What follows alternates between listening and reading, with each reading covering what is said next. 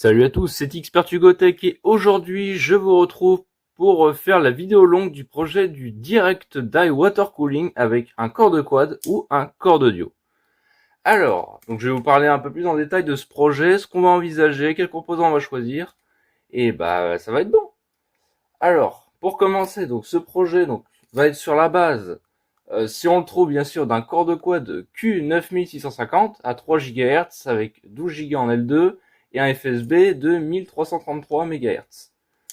Alors, donc le principe c'est de faire du direct die water cooling, c'est-à-dire de prendre le processeur, d'enlever l'IHS, donc la partie qui se trouve ici en gris, de l'enlever pour obtenir ceci, pour obtenir le die en lui-même. Et le principe va être de trouver le water block, donc le EK Supremacy Evo, pour pouvoir refroidir directement avec le die, avec bien sûr pose d'un chime autour. Ça c'est un exemple, c'est un Celeron D ça. Mais c'est juste pour l'exemple du die.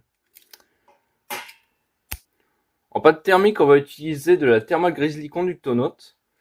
Alors, en termes de carte mère, donc il nous faut une carte mère en socket 775 pour accueillir notre corps d'audio, notre corps de quad.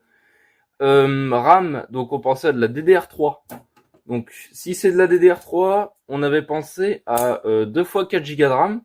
Chose faite, j'ai 2 fois 4 Go de RAM ici en DDR3, qui pourrait tout à fait servir. Ensuite, pour alimenter ce gros bousin, il va nous falloir une alim un peu puissante. Donc j'ai calculé la puissance d'un corps de code, d'un corps d'audio avec une carte graphique. Pas celle-là bien sûr, mais c'est juste pour illustrer. Donc on arriverait sur du 550 watts, mais 300 à 350 watts peuvent y aller. Donc pour ça, j'ai cette alimentation HP que j'avais récupérée, qui est de 350 watts, qui pourrait tout à fait faire le boulot. Donc j'ai rajouté 2-3 câbles en plus. Côté système, donc on va soit utiliser, on avait pensé au début à Windows XP, mais on préférerait tourner sur Windows 7. Donc pour Windows 7, j'ai ce disque dur, donc qui est équipé de Windows 7, qui était dans un PC portable. Mais bon, ça peut toujours servir. Alors c'est bien beau d'avoir un waterblock, mais avec ce waterblock, donc autour il va falloir un système de refroidissement. Le corps d'audio ou le corps de quad, on va l'overclocker vers les 4 GHz, ou plus si on y arrive.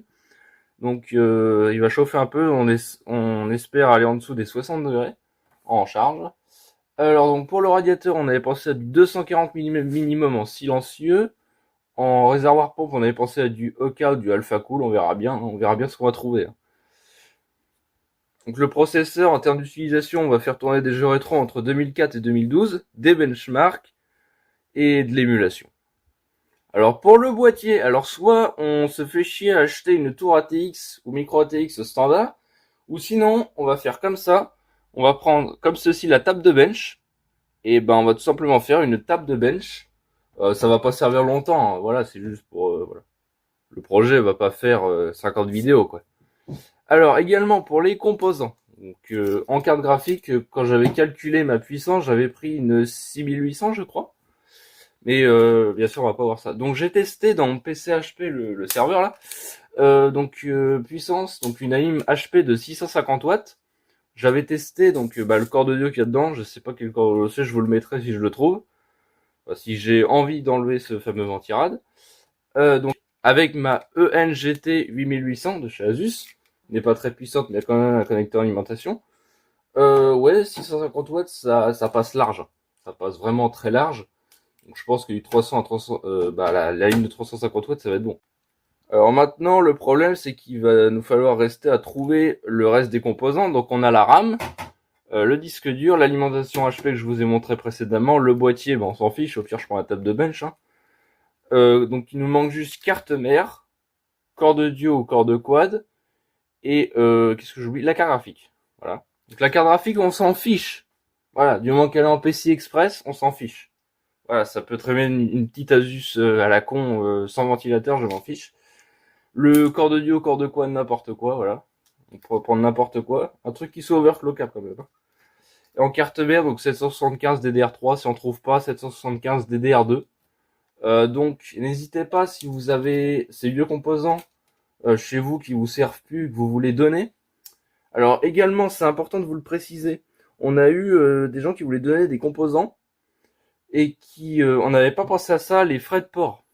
Pour payer les frais de port. problème, c'est que nous, on peut pas payer les frais de port. Déjà, parce qu'on n'a pas d'argent, et de deux, on n'a pas le moyen de les payer, on a que du liquide. Donc, si vous serez prêt, voilà, je vous le dis comme ça, juste un composant, pire, pas tout. Si vous avez carafique, carte mère, vous envoyez par exemple juste la carte mère. Si vous êtes prêt à payer les frais de port, n'hésitez pas. Sinon, c'est pas la peine. D'ailleurs, j'y pense que maintenant, mais le PC où j'ai remplacé la RAM, enfin remis la RAM, avait une carte mère, donc c'était une carte mère Gigabyte en socket 775 en DDR2 qui aurait été parfaite pour le projet. Malheureusement, ce PC, on me l'a juste confié, on me l'a pas donné malheureusement. Donc moi de mon côté, j'ai essayé de trouver une carte mère, une carte graphique, un corps d'audio ou un corps de quad. Si vous avez des questions dans les commentaires, n'hésitez pas à les faire partager. Si je n'ai pas tout dit, si des choses que vous vouliez savoir, etc. Également sans RGB, j'ai oublié de le préciser, je vois ça sur mes notes. Enfin bref, donc si vous avez des questions, commentaires, voilà, likez, abonnez-vous. Moi je vous dis salut à tous pour ce projet qui va sûrement être dans assez longtemps, le temps qu'on trouve tout. Salut à tous, et à la prochaine.